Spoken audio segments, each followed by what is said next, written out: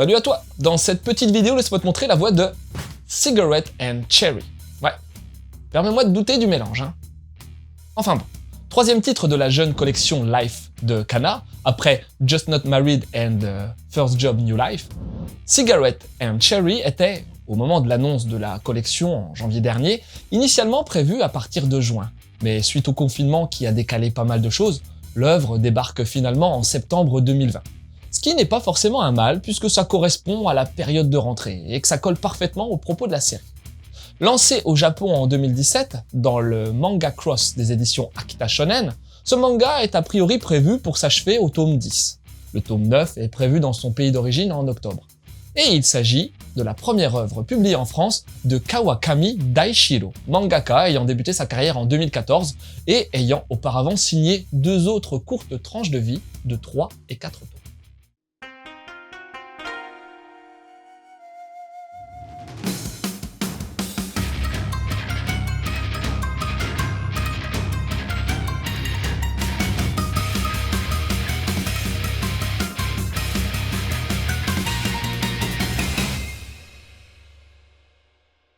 Prenez un garçon arrivant tout juste à l'université de la grande ville, après avoir été enfermé pendant 3 ans dans un lycée réservé aux garçons en pleine cambrousse. Forcément pour lui, il y a comme un goût de libération. Surtout à l'idée de pouvoir enfin fréquenter des filles, voire sortir avec l'une d'elles et enfin perdre son pucelage. C'est en tout cas bel et bien ce que notre héros a en tête. Et pour l'occasion, il s'est préparé du mieux qu'il pouvait en se décolorant les cheveux pour, croit-il, paraître plus classe, et en étudiant assidûment son précieux livre de drague, véritable bible pour lui. Mais le jeune garçon risque vite de se rendre compte qu'il y a un gouffre entre son bouquin et la réalité, dès lors qu'il flash sur une étudiante en train de fumer seule. Véritable beauté aux cheveux longs noirs et à l'allure un peu froide, cette doctorante, qui est donc bien plus âgé que lui, voit arriver à des kilomètres à la ronde ses techniques de drague amatrice du haut de sa grande expérience. Mais il a beau être benet, le garçon n'est pas du genre à lâcher l'affaire, et sa compagnie ne déplaît pas forcément à la sublime fumeuse, qui s'amuse volontiers de ses tentatives de drague malhabiles qu'elle repousse via de fines réparties, mais qui semble aussi parfois toucher dès que ce gentil et immature puceau devient plus sincère dans ses approches. Si séduire est un art délicat, est-ce l'amour qui attend ces deux-là au bout du chemin, hein? Demande, pas vrai? Vislar.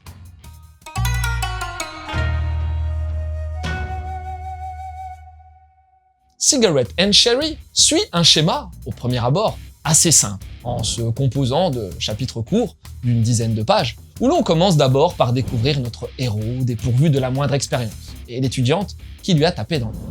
Très vite, on remarque un parti pris du mangaka qui ne se démentira jamais au fil de ses lectures. Ces personnages n'ont aucun nom, aucun prénom. Comme si Kawakami cherchait à les rendre anodins, vraiment comme tout le monde. Car après tout, nul doute que nombre de nouveaux étudiants ont été un peu comme notre héros en arrivant à la fac, en souhaitant changer d'allure, en voulant se trouver une copine, en envisageant donc les années universitaires comme un vrai nouveau départ dans une vie plus libre. Une douce immaturité on ne peut plus naturelle à la sortie du lycée, et que notre héros va donc expérimenter de plein fouet, en courtisant, souvent maladroitement, une étudiante plus âgée, plus expérimentée, plus mature, qui a forcément connu bien plus de choses que lui, sans doute pendant ses années étudiantes d'ailleurs, et qui a donc, au premier abord, absolument tout de la parfaite beauté inaccessible. Ce duo naissant donne forcément lieu à un sacré paquet de situations humoristiques, ne serait-ce que grâce au côté benet, maladroit et inexpérimenté du garçon, et aux réparties souvent délicieuses que la fille lui envoie subtilement ou sans détour pour déjouer ses techniques de drague que l'on voit arriver des kilomètres à l'heure. Sur la longueur, ça aurait pu devenir lassant, mais heureusement, l'auteur enrichit vite la série avec d'autres choses, notamment à partir du moment où entre en scène l'amie et collègue de notre héroïne, dans un café où elle travaille. Cette collègue, elle non plus jamais nommée, entretient d'emblée un sentiment de rivalité mutuelle et assez puéril avec notre héros, tous deux étant décidément en admiration devant leur parfaite étudiante adorée. Mais cette collègue est aussi une personne qui, forcément, connaît notre héroïne bien mieux que le garçon, et qui laisse déjà deviner certaines douleurs passées avant la doctorante. Car en plus d'être superbe, intelligente et mature, notre héroïne laisse d'ores et déjà deviner en elle une pointe de mal-être, des problèmes amoureux dans son passé, un certain dégoût envers les gens incapables d'être francs avec elle. Avec son immaturité et même parfois sa vision puérile et un peu à la ramasse de la jante féminine, notre héros saura-t-il gagner en maturité pour la comprendre? Il ne fait aucun doute que cette prise de maturité sera l'un des enjeux de la série, sur la longueur. Si tant est que la toute dernière page, marquée par un climax très gros mais assez efficace, ne vienne pas déjà chambouler un peu plus les choses.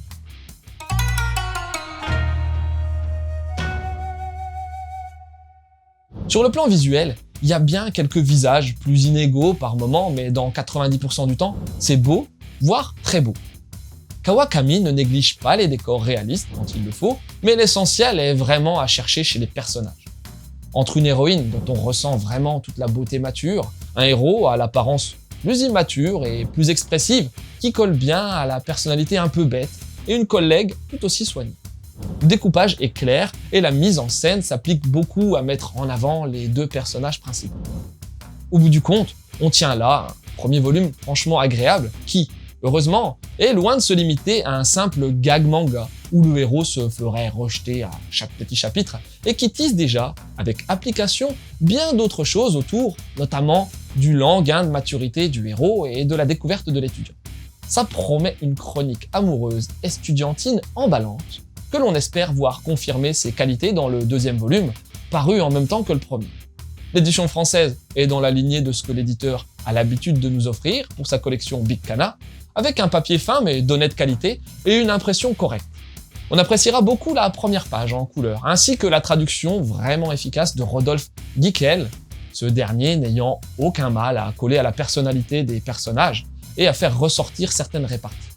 La jaquette, elle, se veut assez proche de l'original japonaise, avec toutefois un recentrage de l'illustration de l'héroïne et un logotitre moins envahissant, ce qui est clairement mieux.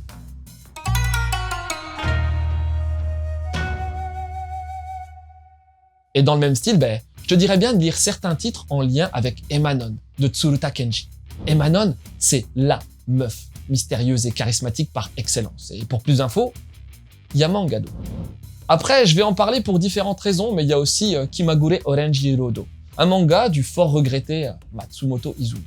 On y retrouvera un triangle amoureux avec ce qui est pour moi la seule nana plus classe qu'Emanon, Ayukawa Madoka.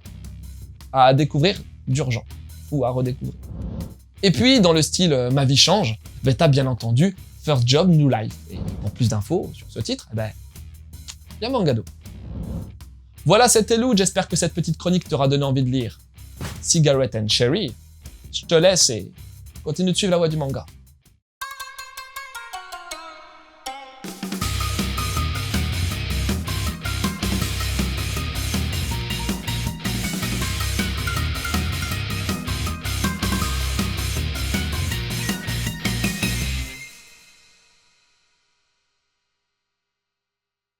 Putain, la fac pour moi, ça date déjà d'il y a 20 ans, ouais. C'est certainement la période de ma vie où j'ai le plus lu de manga. Vie de glandeur totale.